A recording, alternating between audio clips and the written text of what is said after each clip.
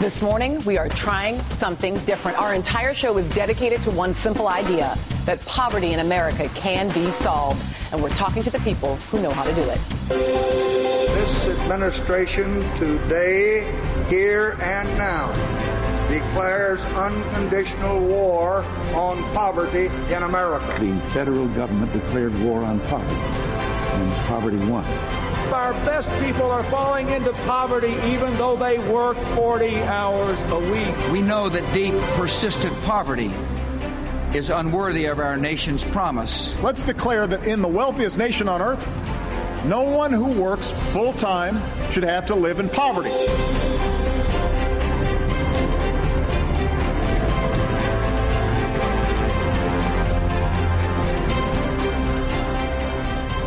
Good morning. I'm Melissa Harris Perry.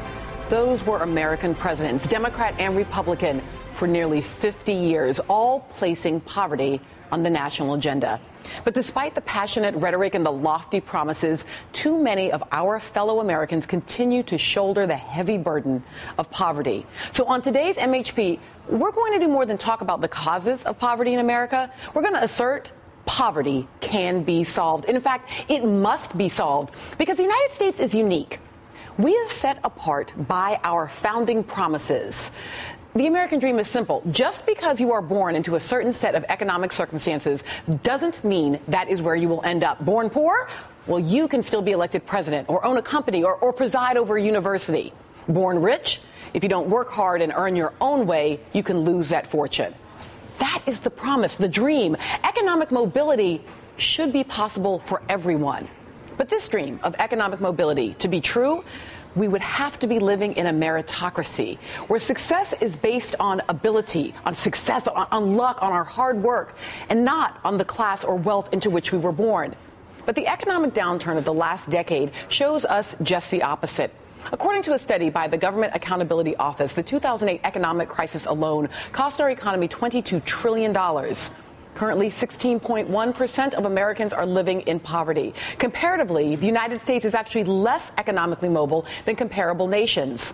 A recent study shows that 42% of American men who are born into poverty stay in the bottom fifth of incomes as adults. And just 8% of American men rose from the bottom to the top fifth. And when it comes to income inequality, between 1979 and 2007, after-tax income grew 275% for the top 1%, but just 18% for that bottom fifth. In 2010, almost 1 million veterans between 18 and 64 lived in poverty. And in 2011, 16.1 million kids, or more than 1 in 5, were poor. In fact, children are the poorest in our country. Sadly, contrary to the American promise, the circumstances into which you are born right now may very well dictate where and when you end up dying. Why? Why are people poor? Why do people born poor remain poor? And most importantly, what are we going to do about it? At the table, Democratic Mayor Kasim Reed of Atlanta, Mariana Chilton, director of the Center for Hunger-Free Communities in Philadelphia, Pennsylvania. Mariana also founded Witnesses to Hunger, an organization dedicated to increasing women's participation in the national dialogue on hunger and poverty. Michael Tanner, senior fellow at Cato Institute, where he heads research into a variety of domestic policies, including social welfare. And Mauricio Miller, founder of the Family Independence Initiative. Mauricio won the MacArthur Genius Award in 2012 for his work as a social innovator and was appointed by President Obama to the White House Council for Community Solutions. Thank you all for being here. Thanks for having us. So this is really, our goal is to get to solutions. But I am a big believer that you can't figure out your solutions until you clearly define the problem. So let's just start with one question that I want each of you to answer. Why are people poor? People are poor in this country because we have this, I think that the media and legislators, elected officials, have a certain attitude about poverty and about people who are poor. So first of all, we need to change our attitudes about people who are poor and make sure that they are at the table, the policy-making table, the decision-making table, and that they have an opportunity to have a voice in the media as well. Secondly, we don't invest enough into our wages. Our wages are much too low, so people have to rely on public assistance. So our public assistance programs are broken, our wage structures are broken. And finally, we're not investing enough in very young children. The fact that we have 1 in 4 very young children under the age of 6 in this country living in a household that doesn't have enough money for food is unconscionable, and it's a major public health crisis. So we've got attitudes, we've got our wage structure, and we've got an issue of childhood poverty. Mayor, do you have a different way of imagining why are people poor?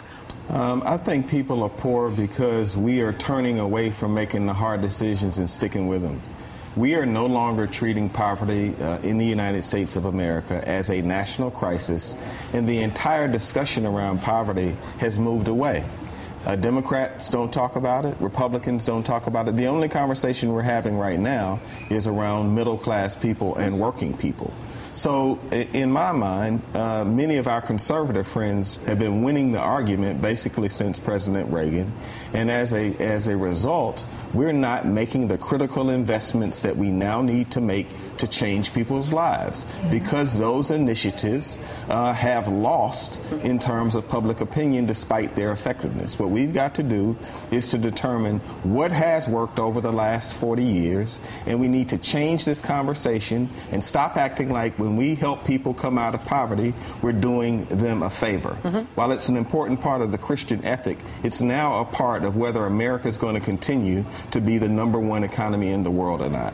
We will not continue to be the #1 economy in the world if we have large pockets of poverty among black people, Latino people, and rural white people. So Michael, let me give you an opportunity to jump in here, because we've heard two relatively progressive worldviews on this that are forefronting issues of structure, forefronting issues of government accountability here, and even forefronting issues of sort of how our media-based conversations around poverty are. Would you agree? Is that why people are poor? Well, I think we are asking the wrong question. The question shouldn't be why are people poor. Poverty is sort of the natural condition of mankind. Throughout most of human history, people were poor. What we should be asking is, how do you create prosperity? How do we raise the conditions in our society so that people don't have to be poor, so that people can come out of poor?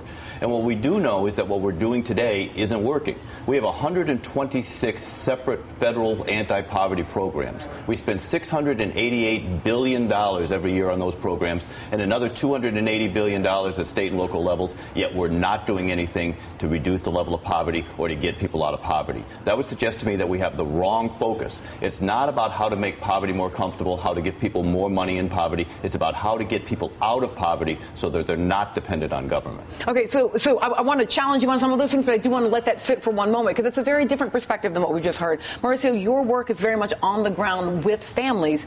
Why are people poor? I think I have a different set of assumptions also, which is that I don't think we're going to address poverty until we address economic mobility, which is a much broader spectrum of people, not just the people under poverty. And if we continue to lose the mobility, which we used to have, and now we're falling behind all these other countries, then you're never going to draw people out of poverty. And part of the reason we've lost our economic mobility is because we don't invest in their initiative.